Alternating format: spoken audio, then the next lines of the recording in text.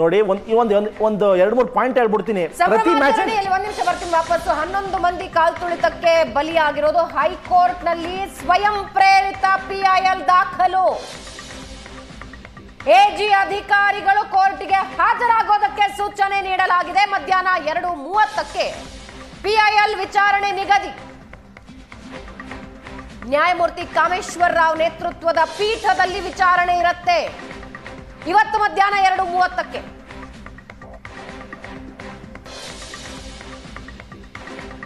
ಸಂಭ್ರಮಾಚರಣೆಯಲ್ಲಿ 11 ಮಂದಿ ಕಾಲ್ತುಳಿತಕ್ಕೆ ಬಲಿಯಾಗಿದ್ದು ಹೈಕೋರ್ಟ್ನಲ್ಲಿ ಸ್ವಯಂ ಪ್ರೇರಿತ ಪಿಐಎಲ್ ದಾಖಲಾಗಿದೆ.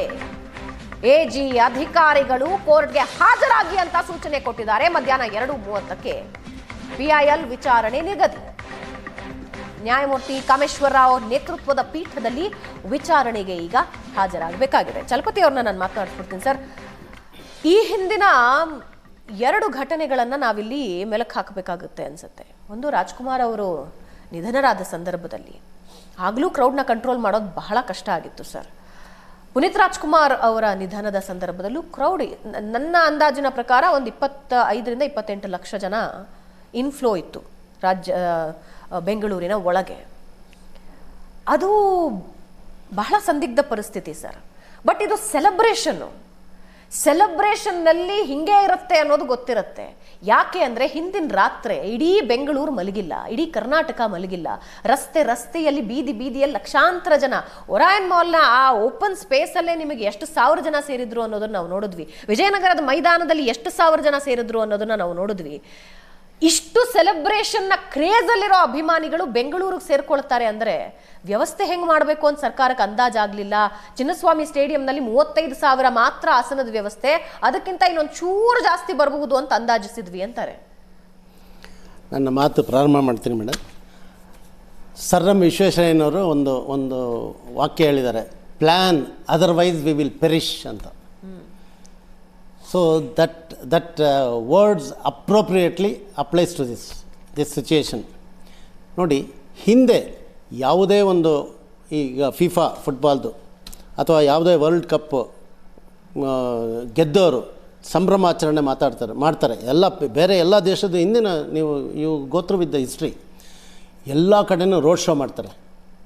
ಫಸ್ಟ್ ಟೈಮ್ ರೋಡ್ ಶೋ ಮಾಡ್ದಿರ ಸೆಲೆಬ್ರೇಟ್ ಮಾಡ್ತಾ ಇರೋದು ಇದು ಬೆಂಗಳೂರಿನಲ್ಲಿ. ನಿಮಗೆ ಅದು ಮಾಹಿತಿ ಇರಲಿ. ನಾನು ಈ ಮಾಹಿತಿನ ಆಧಾರದ ಮೇಲೆ ಹೇಳ್ತಾ ಇದ್ದೀನಿ. ಎಲ್ಲ ಕಡೆನೂ ಯಾಕೆ ಅಂದರೆ ಎಲ್ಲರೂ ಬರೋದು ಎಸ್ಪೆಷಲಿ 40ಕ್ಕಿಂತ ವಯಸ್ಸಿನಲ್ಲಿ ಕಮ್ಮಿ ಇರೋರೇ ಈ ಸಂಭ್ರಮಾಚರಣೆಗೆ ಬರೋರು.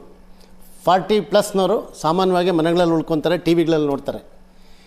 ಪರ್ಟಿಕ್ಯುಲರ್ಲಿ ಆಫ್ಟರ್ 15 ಬಿಲೋ 40 ಈ ಸಂಭ್ರಮಾಚರಣೆ ಅವರು ಹೇಗೆ ಮಾಡ್ತಾರೆ ಅಂದರೆ they want to show their excitement, they want to exhibit their ಇದು ಡ್ಯಾನ್ಸ್ ಮಾಡ್ತಾರೆ, ಕುಣಿತಾರೆ, ಕುಪ್ಪಳಿಸ್ತಾರೆ. ಅವರು ಆ ಒಂದು ಉತ್ಸಾಹನ, ಆ ಒಂದು ಹಬ್ಬನ ಅವರು ಆಚರಣೆ ಮಾಡೋದಕ್ಕಂತಲೇ ಬರ್ತಾರೆ. This is number 1. ಇಲ್ಲೂ ಅಷ್ಟೇ, ಇಲ್ಲ ದೇವನಹಳ್ಳಿ ಏರ್ಪೋರ್ಟಿಂದನೋ ಅಥವಾ HAL ಏರ್ಪೋರ್ಟಿಂದನೋ ಈ ರೋಡ್ ಶೋ ಮಾಡಿಬಿಟ್ಟಿದ್ರೆ ಈ ಒಂದು ಪರಿಸ್ಥಿತಿ ಆಗ್ತಾನೇ ಇರಲಿಲ್ಲ. ಇದನ್ನು ಏನೂ ಇಲ್ಲ. ಯಾರಾದರೂ ಒಬ್ಬ ಸೀನಿಯರ್ ಆಫೀಸರ್ಸ್, ಪೊಲೀಸ್ ಆಫೀಸರ್ಸ್ ಕೇಳಿದರೆ ಯಾಕೆ ಅಂದರೆ ನನ್ನ ಅನುಭವದ ಮೇಲೆ ಈ ಮಾತುಗಳನ್ನ ನಾನು ಮಾತಾಡ್ತಾ ಇದ್ದೀನಿ. I have faced. ನಾನು ನನ್ನ ದೇಹ ಒಡ್ಡಿ ನಾನು ಆ ಒಂದು ಕಾರ್ಯಕ್ರಮಗಳಲ್ಲಿ ಭಾಗವಹಿಸಿದ್ದೀನಿ. ಅದರ ಕಷ್ಟ ಏನು ಅಂತ ಗೊತ್ತು. ಒಬ್ಬ ಮನುಷ್ಯ ನಮ್ಮ ಪೊಲೀಸ್ ಸ್ಟೇಷನ್ಗೆ ಅಥವಾ ನಮ್ಮನ್ನು ನೋಡಿದಾಗ ಒಬ್ಬರೇ ಇದ್ದಾಗ, ಸರ್ ನಮಸ್ತೆ ಸರ್, ಚೆನ್ನಾಗಿದ್ದೀರಾ ಸರ್ ಅಂತಾರೆ. ಅದೇ 50 ಜನ ಸೇರಿದ್ರೆ ಏನು ಸರ್ ಅಂತಾನೆ. ಅದೇ ಒಂದು 500 ಜನ ಸೇರಿದ್ಮೇಲೆ ಅವ್ನು ಬರೋದಿಲ್ಲ, ಅವ್ನು ಶಿಷ್ಯನ ಕಳಿಸ್ತಾನೆ. ನಮ್ಮ ಹತ್ರ ಮಾತಾಡಲಿಕ್ಕೆ ಅವ್ನು ಶಿಷ್ಯನ ಕಳಿಸ್ತಾನೆ. ಅದೇ 5,000 ಜನ ಸೇರಿದ್ರೆ ಅವ್ನು ಕಾರ್ ಬಿಟ್ಟು ಇಳಿಯೋದಿಲ್ಲ.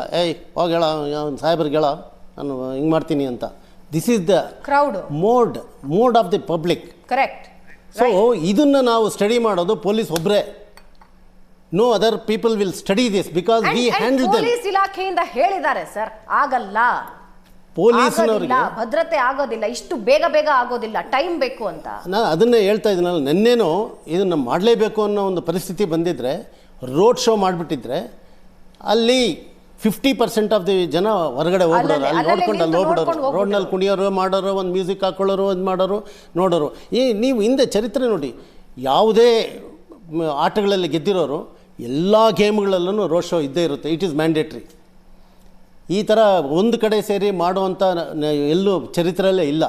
ಫಸ್ಟ್ ಟೈಮ್ ನನಗೂ ಆಶ್ಚರ್ಯ ಆಯ್ತಿದ್ದು ಈ ಥರ ಮಾಡಲಿಕ್ಕೆ ವ್ಯವಸ್ಥೆ ಮಾಡಿದ್ದಕ್ಕೆ.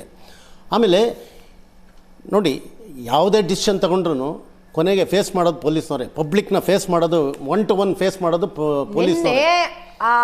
ಪೊಲೀಸಿನವರಿಗೆ ಸ್ಟೇಡಿಯಂನ ರೋಡ್ನಲ್ಲಿ ಒಂದು ಬೆರಳೆಣಿಕೆ ಅಷ್ಟು ಜನರನ್ನ ಹಾಕಿದ್ರು ಸರ್, ಒದ್ದಾಡ್ಬಿಟ್ರು ಆ ಪೊಲೀಸರು, ಒದ್ದಾಡಿದ್ರು. ಆಮೇಲೆ ಜೀವಗಳನ್ನ ಉಳಿಸೋದಕ್ಕೆ ಒದ್ದಾಡಿದ್ರು, ಎತ್ಕೊಂಡು ಓಡಿದ್ದಾರೆ. Yes, police has done marvelous work, wonderful work. They have ಸರಿಯಾದ ವ್ಯವಸ್ಥೆ ಇರಲಿಲ್ಲ.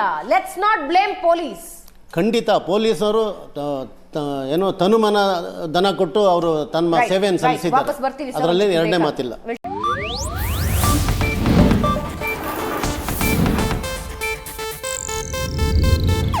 ಇದು ಏಷ್ಯಾನೆಟ್ ನ್ಯೂಸ್ ನೆಟ್ವರ್ಕ್ ಪ್ರಸ್ತುತಿ.